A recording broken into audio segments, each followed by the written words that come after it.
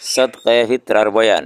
সদকায়ে ফিতরা কার উপরে ওয়াজিব আর সদকায়ে ফিতরা কারে দিলে ডাবল সওয়াব পাওয়া যায়? জবাব, সদকায়ে ফিতরা যে নাকি নিসাবের মালিক তার উপরে ওয়াজিব। নিসাবের মালিক মানে যার ঘরে নাকি 52.5 তোলা রূপা বা 52.5 তোলার টাকা পয়সা আছে, যার ঘরে নাকি 7.5 তোলা স্বর্ণ বা 7.5 তোলা স্বর্ণর পয়সা আছে,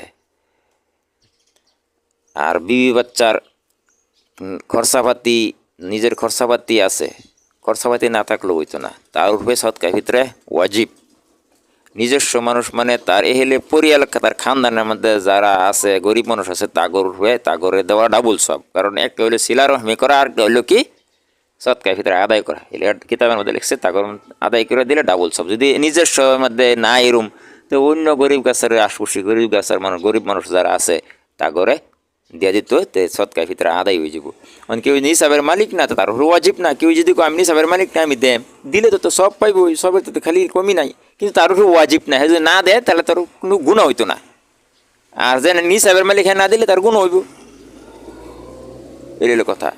আর ফিতরার মধ্যে আর জাকাতের মধ্যে একটু বেশ কমিল যে নাকি নিসাবের মালিক তার 1 বছর অতিবাহিত হয়েছে, 1 বছর অতিবাহিত লাগবো, কর্জা থাউন যেত না, কর্জাদার থাউন যেত না।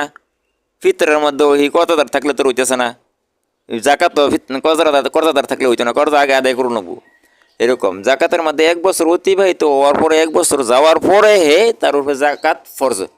যার উপরে জাকাত ফরজ এর উপরে ফিতরাও ওয়াজিব, ফিতরাও দিতে হবে, ফিতরাও তার উপরে ওয়াজিব, ফিতরাও দিন লাগবো তার। তো এরকমভাবে আমরা সবই ফিতরা আদায় করতাম।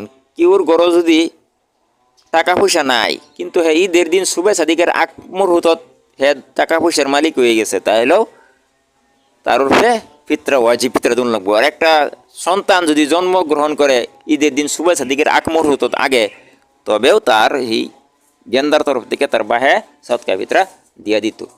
ওয়াল্লাহু আ'লামু ওয়া আখিরু দাওয়ানা আলহামদুলিল্লাহি রাব্বিল আলামিন। কিতাবের নাম হলো তাকমিলুল ইজা।